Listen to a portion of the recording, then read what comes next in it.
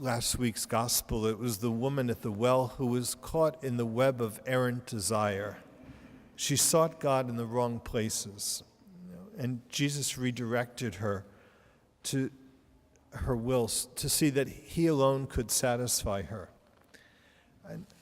But the other effect of original sin is that our intellects are darkened. Not only are our wills weak, but our intellects are clouded. And basically, we come into this world blind from birth. We're blind, and God wants us to lead us to spiritual vision.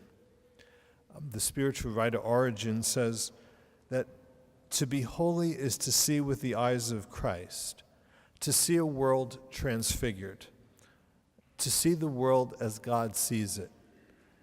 It's like one big saint-making machine from God's perspective.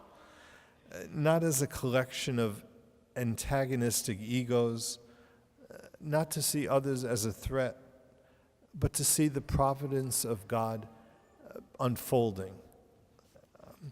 Like that in that movie Forrest Gump, he says, some people say it's chaos, some people say it's God's will. I say it's both. Well, the spiritually blind say it's chaos, but those with faith would say it's God's will. Faith sees God's will in the midst of every circumstance. And in that gospel, we say Jesus spat on the ground and he made clay with his saliva.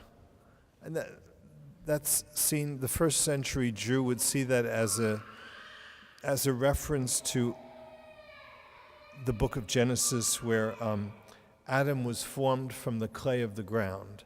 They say the first time God played with clay, it was creation. The second time, it was redemption. It was recreation.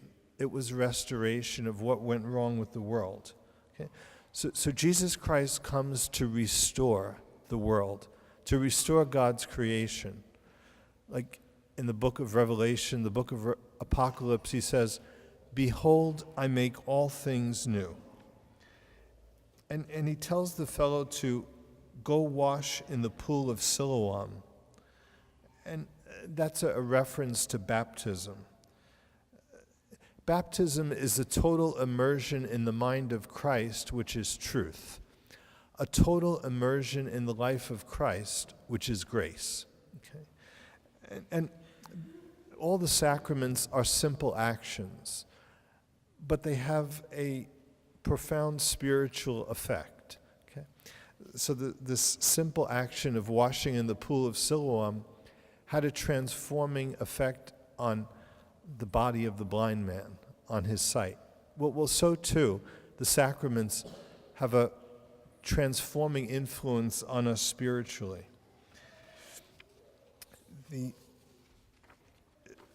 Jesus wants us to be fully alive.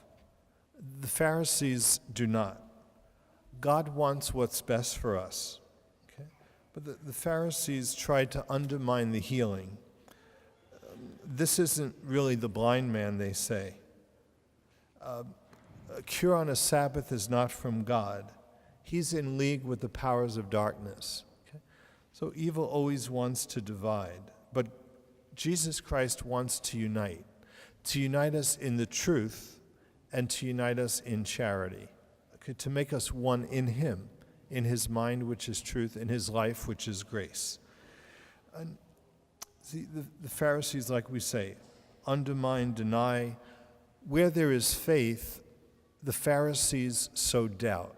Like St. Francis said, where there is doubt, let us sow faith. Well, with the Pharisees, it's the opposite. Where there is faith, they sow doubt. The Pharisees divide and separate, but love seeks unity. God seeks to bring about a unity with him. And he seeks to bring out this spiritual vision in all of us. Like initially, the blind man calls Jesus the man. Then he calls him a prophet.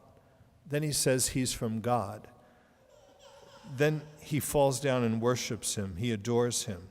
Okay? He recognizes he's God from God, light from light.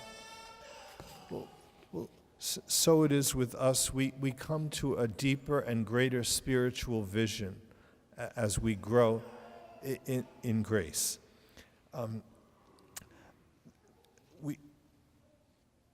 We live, like we say, in a world enshrouded in darkness, but it's the light of faith, the light of truth, that can guide us through it. And it's the fire of charity that enables us to become all that God intends us to be. Like we say, God only wills our best. God only wills our sanctification. God only wills our being fully alive with his grace. So it's through the sacraments that we grow in that light of faith, the light of truth, and the fire of God's love.